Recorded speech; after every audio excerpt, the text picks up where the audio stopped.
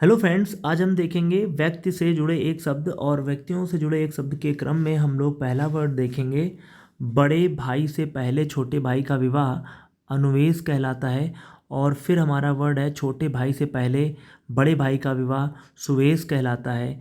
फिर हमारा है शत्रुओं का मान दर्शन करने वाला शत्रुघ्न कहलाता है, याद रखिएगा इस चीज़ को। और फिर हमारा है शत्रुओं को हत करने वाला शत्रुहंता कहलाता है।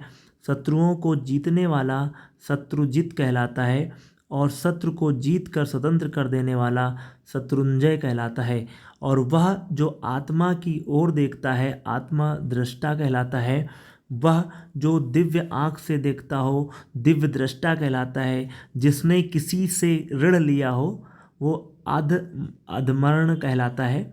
और जिसने ऋण दिया हो उसको उत्तमर्ण कहते हैं।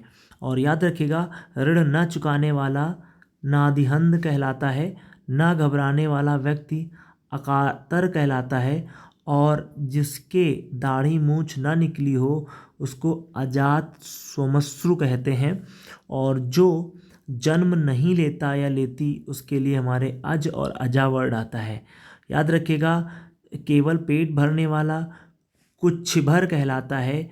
और जिस स्त्री के एक संतान होने के बाद फिर से संतान उत्पन्न हो ना हो उसको हम लोग कहते हैं काकबंध्या। ठीक है। जिसके सिर पर बाल ना उगे हों उसे खलवाट कहते हैं। और जिसके सिर पर बाल झड़ गए हों उसको गंजा कहते हैं। और जिसके अंग प्रत्यंग गल गए हों उसको गलितांग कहते हैं। जिसका तेज नष्ट हो गया हो श्रीहत या तजोहत कहलाता है। जिसका जन्म द्वीप पर हुआ हो उसको द्वैपायन कहते हैं।